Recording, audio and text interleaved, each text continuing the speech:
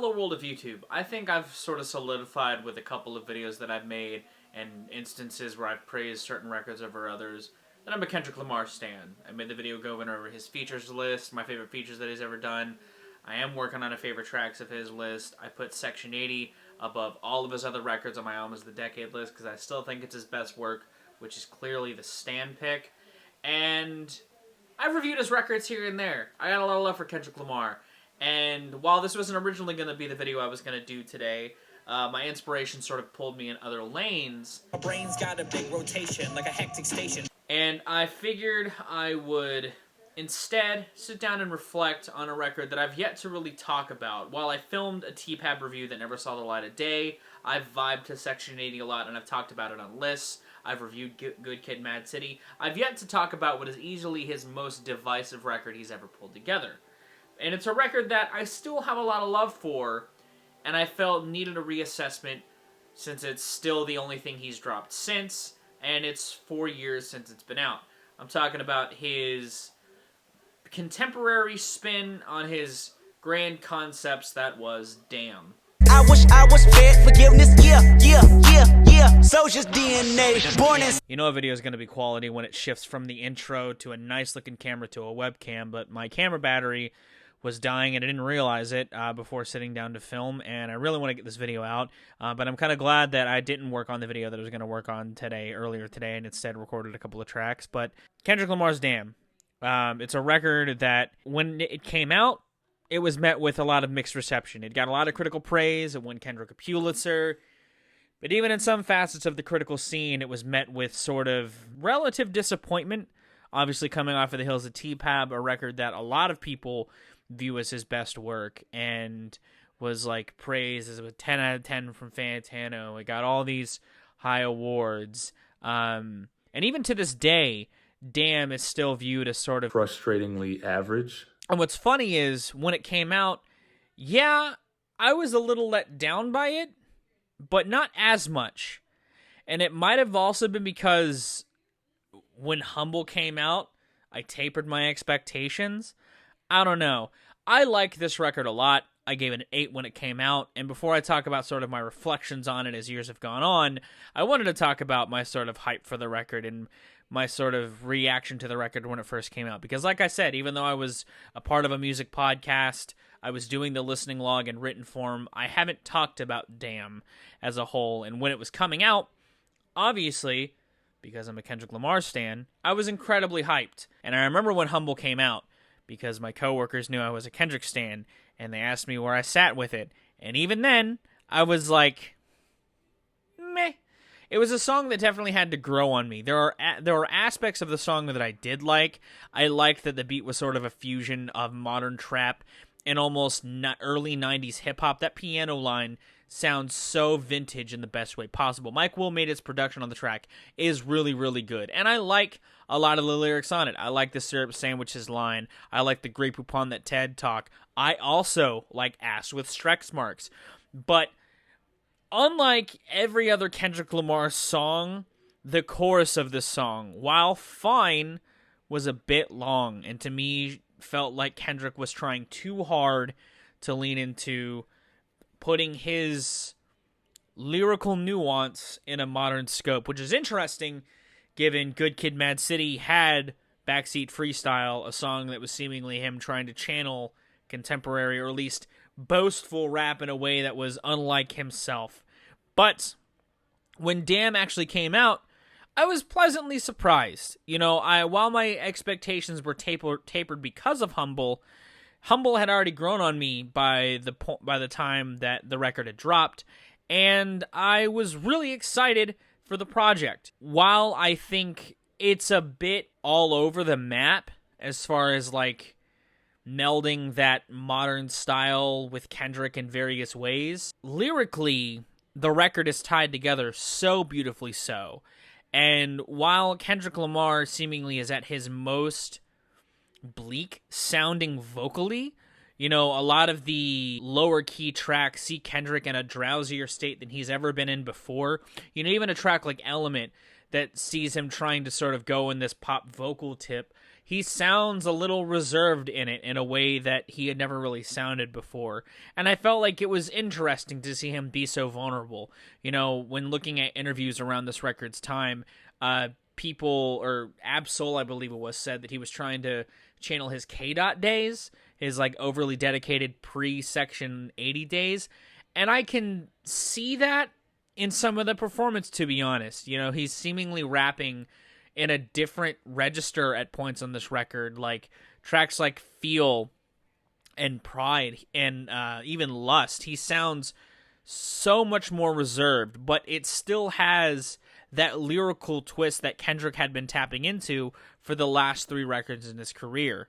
You know, even in a track like Yeah, where the chorus is full of yeah, yeah, yeah, yeah, he still name drops Deuteronomy in the verses. You know, don't let any sort of backpedaling by Kendrick or his contemporaries fool you. There's a lot of depth to this project in ways that I feel like could easily be buried under the ambient or abrasive production.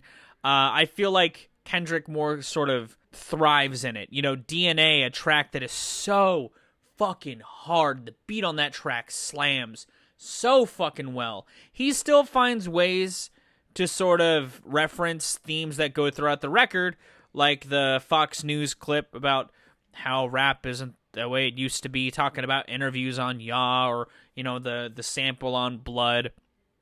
He's able to spin narrative-driven stuff really well, like on Fear, where he reflects in 3 different points in his life across a very expansive track that I think comes across incredibly well. And Duckworth. Years of war, so many relatives telling us, selling us, devilish work, scaling us, crime, intelligence, villainous, prevalent proposition. Is incredible. Ninth Wonder smashed the production on that, and Kendrick's various flow switch-ups are very engaging with the listener, even if it is another lower-key track. It's not a triple X. It's not a Humble, you know, where a track where it's trying to fuse that old with the new.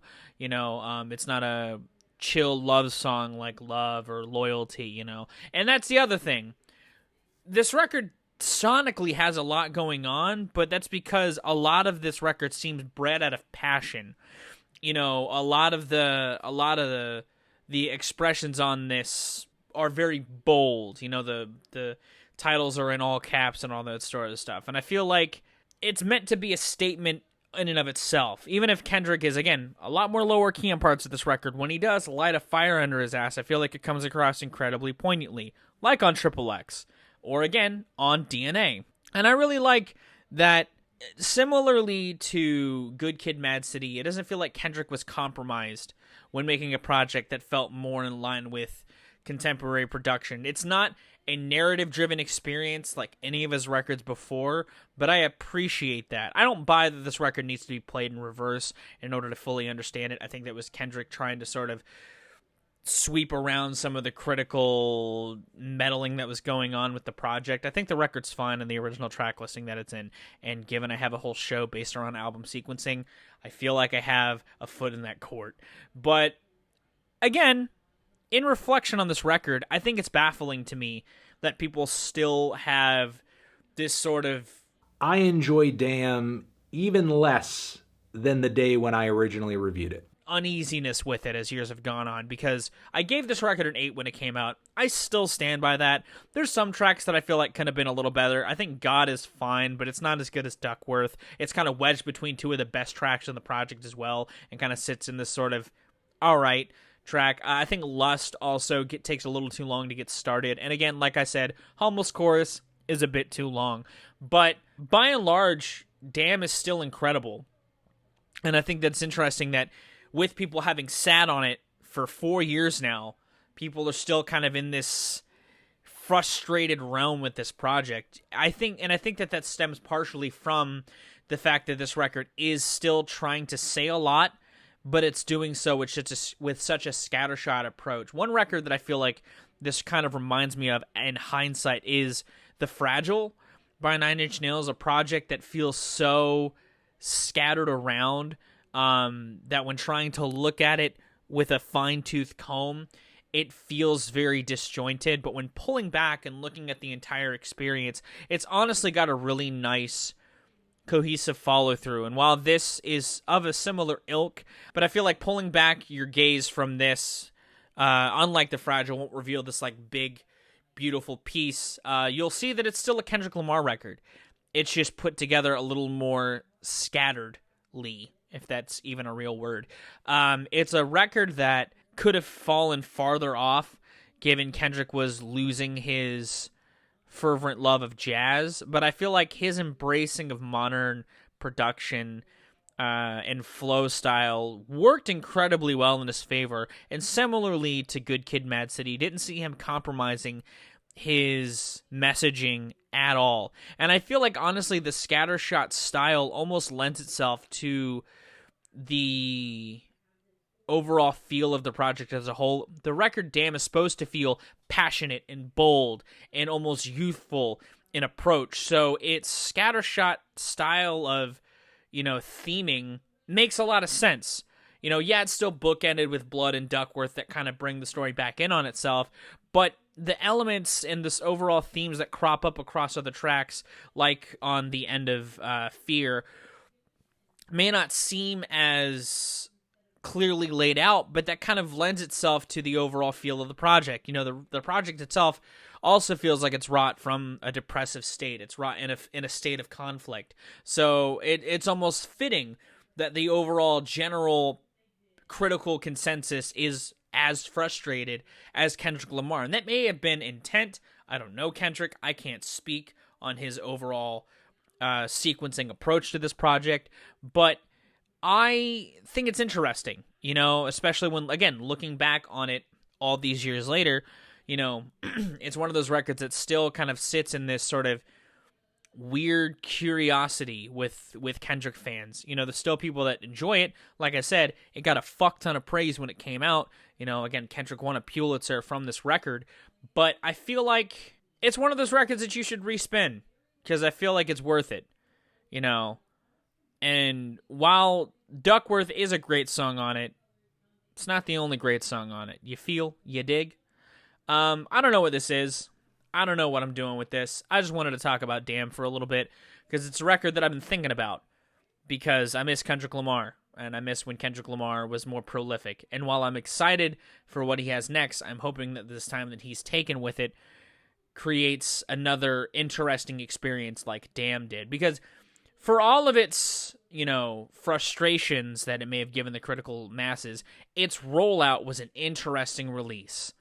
And I feel like the overall shakeup that it brought to his fans and their expectations of Kendrick Lamar was also interesting to see as a fan of Kendrick Lamar. Because he could have easily just stayed in the lane of Common and made another jazz rap odyssey, which would have been cool. But I like that he decided to shake it up so intensely and show his fans that he's not going to be just this one guy. Because while the trilogy of Section 80 through To Pimp a Butterfly feels very well bookended as well, I'm curious as to what direction Kendrick is going to adorn next. Those are kind of my thoughts on Damn, my thoughts on Kendrick Lamar and this whole sequence of his life, his career. What do you think of Kendrick Lamar? What do you think of this album? What do you think of Damn? What do you think of my thoughts of Damn? What's your favorite song on Damn? Let me know in those comments down below. If you did like this video, be sure to give it a like. If you want to see more of my music, gaming, and genre content, be sure to subscribe. Special thanks to my patrons. If you want to join their ranks to get early access to content, exclusive content, or to help drive the community, it's linked in the description. I'm going to get out of here, though. My next video will feature my camera and not this webcam. But hopefully you enjoyed this regardless of the quality. I'm going to get out of here. I've been Valrack. You guys have good days, situations, and I'll see you another day.